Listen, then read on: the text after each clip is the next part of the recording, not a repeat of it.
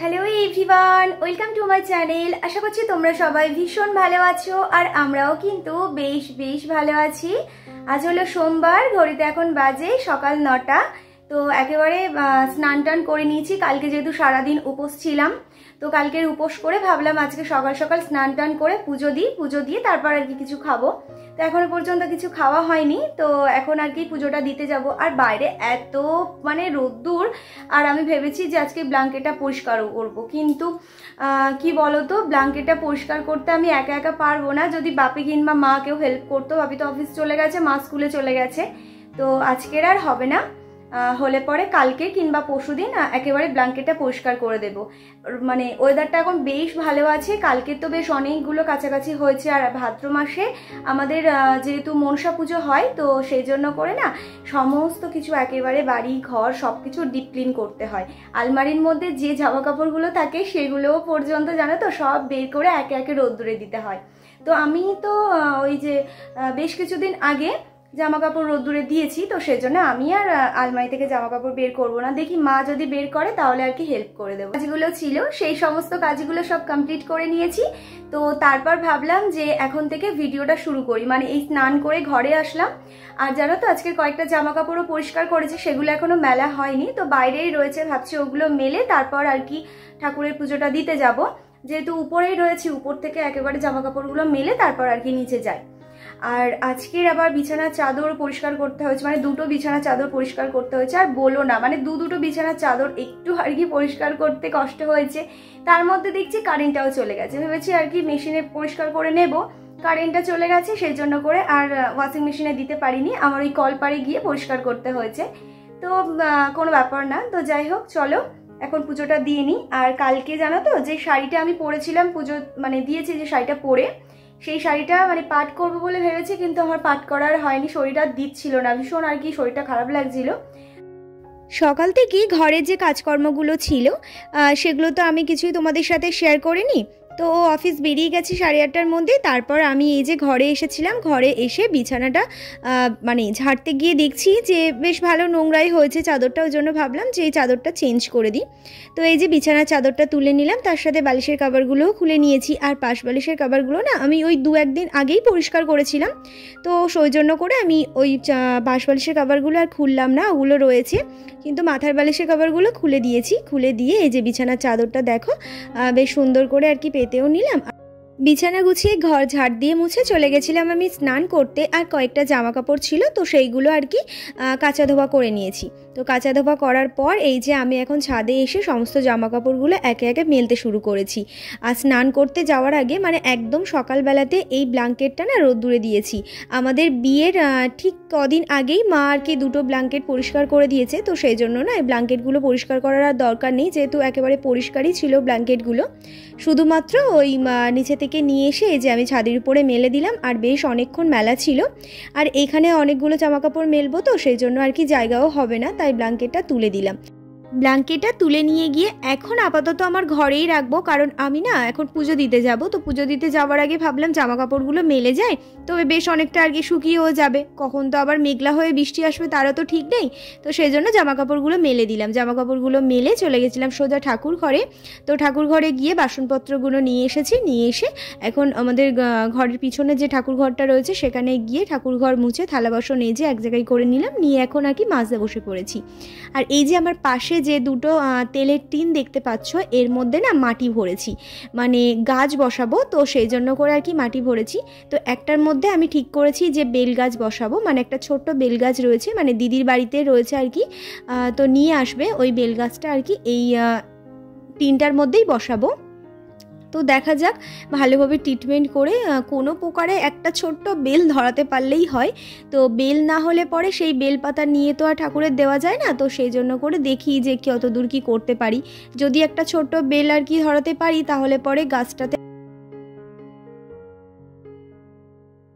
কালকে আমি আর মা বিকেলবেলাতে কোদাল দিয়ে খুঁড়ে ওই যে টিনের মধ্যে না মাটিগুলো ভরেছি, ভরে ওখানেই রেখেছি। আর আজকে তো আমি একটু সকাল থেকে সময় পাইনি, তাড়াতাড়ি স্নানটা করে নিয়েছি। তো টিন দুটো নিয়ে এখন আমার ছাদে আসতে হবে। ছাদে এসে ওগুলোকে আবার একটু রোদ্দুরে না ফেলে দিলে মাটিগুলো ভালোই হয়, একটু ভেজা ভেজা রয়েছে তো একটু শুকিয়ে গেলে পরে তারপর আর কি ওই মাটির মধ্যে গোবর সার তারপর যে সারগুলো দেওয়ার ওগুলো দিয়ে তারপর মাটিটা তৈরি করব, করে গাছটাকে বসাবো, যাতে করে গাছটা না ঠিকঠাকভাবে আর কি হয়।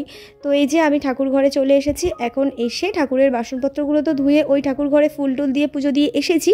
তো তারপর সমস্ত ফুল একে একে তুলে নিয়েছি, নিয়ে ঠাকুরের পুজোটা দিয়ে নিলাম। তো ঠাকুরের পুজো দিয়ে আমাদের এই নিচের এই ঘরটাতে এসেছি, এসে এই যে আমাদের এই দেওয়াল আলমারিতে না, দেওয়াল আলমারির এই নিচের যে তাকটা, এখানে আমাদের বিয়ের কিছু গিফট আর কি রেখেছি। এখানে না জল পড়ার কোনো আর কি পজিশানই নেই, কিন্তু কিভাবে যে এই খামগুলো এরকম জলে ভিজে একদম টুপটুপে হয়ে রয়েছে আমি বুঝতে পারছি না। আমি তো জানিই না, মা কি একটা কারণে এখানে এসেছিল, এসে এই দিকে এই বক্সটার দিকেই আর কি চোখ পড়েছে, তা দেখে মায়ের সন্দেহ হয়েছে যে এরকমটা কেন হবে, পুরো ভালো বক্স ঠিকঠাকভাবে আর কি রাখা হয়েছে, কিন্তু গায়ের রঙটা এরকম বাজে দেখতে হয়ে গেছে, মানে জলে টুপে গেলে যেরকম হয় না সেরকম হয়ে গেছে কেন। তো তারপর ভালো করে দেখলো যে একটা না সব কটাই ওরকম হয়েছে। আমি তো একে একে সবগুলো বের করেছি, যে গিফটগুলো রয়েছে সেগুলো না একে একে সমস্তটা খাম থেকে বের করে মুছে তারপর দেখি কিভাবে আর কি রাখি। তো তারই মধ্যে আমার একটা পার্সেল এসেছে, তো সেখানেই আর কি আমি যাচ্ছি পার্সেলটা নিতে, মানে আমাদের এই রাস্তার সামনেই আর কি। আমি একটা ব্যাগ অর্ডার করেছিলাম মানে আগের সপ্তাহে, তো এই যে আজকের এসেছে ব্যাগটা। তো দেখি কেমন কি, খুব ভালো লাগছিল না, তো এরকম ছোট্ট একটা কিউট ব্যাগ আমার দরকার ছিল, তো এই যে ব্যাগটা নিয়েছি। তো ব্যাগটা বেশ ভালো আর দামেও খুবই কম নিয়েছে, এখন যেহেতু অফার চলছে পুজোর অফার, তো সেই জন্য করে দামটাও একটু কম ছিল। তো ব্যাগটা দেখছিলাম বেশ ভালোই আর কি, ঠিকঠাকই আর কি এসছে। আর মা এখানে বলছিল যে ব্যাগটা তো খুব সুন্দর দেখতে, দেখো মানে আমি নিতে পারবো, মানে আমাদের ইউজ করার মতো এরকম ধরনের কোনো ব্যাগ একটু দেখো তো, তাহলে অর্ডার করো, আমি একটা নেব। তো সেটাই আর কি মার আমি বসে বসে বেশ কিছুক্ষণ দেখলাম, মায়ের একটাও ব্যাগ পছন্দ হয়নি। তো যাব বারুইপুরে গিয়ে এমনি দেখে দোকান থেকে আর কি ব্যাগ এনে দেবো। আর জামা কাপড়গুলো সেই যে মেলেছিলাম, মেলে এখন এসছি জামা কাপড়গুলো তুলে নেওয়ার জন্য। আজ নিয়ে 2-3 দিন হচ্ছে জানো, প্রচণ্ড পরিমাণে রোদ্দুর দিচ্ছে, 2 মিনিট তো ছাদে দাঁড়ানোই যাচ্ছে না। আর 2-3 দিন ধরেই আমাদের মানে মোটামুটি কিছু না কিছু জামা কাপড় কাচাই হচ্ছে, কারণ ভাদ্র মাসে না আমাদের যেহেতু নিয়মে রয়েছে সমস্ত জামা কাপড় একেবারে কাচতে হয়, মানে মনসা পুজো রয়েছে তো এই মাসের একেবারে শেষে, তো সেজন্য সমস্ত কিছু একেবারে পরিষ্কার করে ডিপ ক্লিন করতে হয়। তো আমি সমস্ত জামা কাপড়গুলো এই যেগুলো কেচেছিলাম সেগুলো এই যে নিয়ে চলে এসেছি, শুকিয়ে গেছে, পাট করে নেব একটু পরেই। আর এই শাড়িটা কালকে পরেছিলাম, কালকে রাতেই আর কি পাট করবো বলে ঠিক করেছি, আর তো কালকে রাতে পাট করা হয়নি। তো এখন এই যে শাড়িটা বেশ ভালো করে টেনে টুনে পাট করে নিলাম, নিয়ে আলমারির মধ্যে রেখে দিলাম। একবার মাত্র পরেছি, আবার একটু পুজো টুজো কিছু হলে একবার পরবো, তারপর আর কি শাড়িটা ধুয়ে দেবো। তো আলমারির মধ্যে রেখে দিলাম, এখন জামা কাপড়গুলো নিয়ে বসবো পাট করতে। জামা কাপড়গুলো রোদ্দুর থেকে তুলে নিয়ে এসে না সেইভাবেই রেখে দিয়েছিলাম যেন, একটু বসে বসে ভিডিওটা এডিট করছিলাম। আজকে যে ভিডিওটা আমি পোস্ট করেছি সেই ভিডিওটা আমার একটু এডিট করতে বাকি ছিল, তো সেটাই আর কি কমপ্লিট করছিলাম। তো তারপর আর কি একটু ঘুমিয়েও পড়েছি, ঘুম থেকে উঠে সন্ধেবেলাতে এখনও আমার জামা কাপড়টা পাট করা হয়নি, তো সন্ধে দেওয়া হয়ে গেছে। তো তারপর উপরে এসে এই যে মুড়ি মাখবো আম তেল দিয়ে না, মুড়ি মাখাটা খেতে এখন বেশ ভালো লাগছে। তো আমি এখন না যখনই মুড়ি মাখা খাচ্ছি এই আম তেলটা দিয়েই আর কি মুড়ি মাখছি। অল্প একটু আর কি আম নিয়েছি, তার সাথে একটা কাঁচা লঙ্কাও নিয়েছি। তো কাঁচা লঙ্কাটা মানে কামড়ে খাওয়ার আমার সাহস নেই, ওই মুড়ির সাথে ঝুড়ি ভাজা কিংবা চানাচুর আমি অ্যাড করিনি, করেছিলাম ডাল ভাজা দিয়ে মুড়ি খেতে কিন্তু বেশ ভালো লাগছিল। তো মুড়ি খাওয়ার পর এই যে জামা কাপড়গুলো নিয়ে বসেছি, এখন একে একে সমস্ত জামা কাপড়গুলো পাট করব। আর আমার বিছানার এই সাদা চাদরটা তো আমি বেশ কিছুদিন আগে বিছানা থেকে তুলেই দিয়েছিলাম, কিন্তু পরিষ্কার আর করিনি, ওই বালিশের কভারগুলো পরিষ্কার করে নিয়েছিলাম, শুধু চাদরটাই আর কি রেখে দিয়েছিলাম। আজকে রাতের বেলায় যে কি খাবার বানাবো সেটা এখনো পর্যন্ত ঠিক করা হয়নি, মানে ওকে জিজ্ঞাসা করেছিলাম, ও বলেছিল তোমার যেটা ইচ্ছা সেটাই বানাও। এই তো হলো চাপের, আমি না এটা আমার উপর কেউ চাপিয়ে দিলে না তখন আমি ভীষণ টেনশানে পড়ে যাই যে কি বানাবো। আমারও না তেমন কিছু খেতে ইচ্ছে করছে না, এই যে মুড়ি খেলাম তো, খাওয়ার পর মনে হচ্ছে আজকে রাতে আর কিছু খাবো না, একটু বেশি করে জল খেয়েই আর কি শুয়ে পড়বো, এখন এটা মনে হচ্ছে। কিন্তু ওই 9টা 9:30 কিংবা 10টার দিকে তখন কিন্তু ভীষণ খিদে পাবে, তো দেখা যাক কি বানাই। তো ভাবছি একটু ভাত বানিয়ে নেব, নইলে পরে ওই রুটি কিংবা পরোটা এরকম কিছু বানিয়ে নেব। আজকে যা গরম পড়েছে রুটি পরোটা খেতে একেবারেই ভালো লাগছে না, তো দেখা যাক কি বানাই।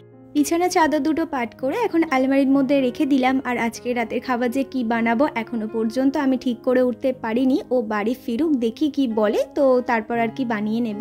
তো আজকের ভিডিওটা তাহলে আমি এখানেই এন্ড করলাম। কেমন লাগলো আজকের ভিডিওটা অবশ্যই জানিও। যদি ভালো লেগে থাকে তাহলে একটা লাইক করো। Tata, good night.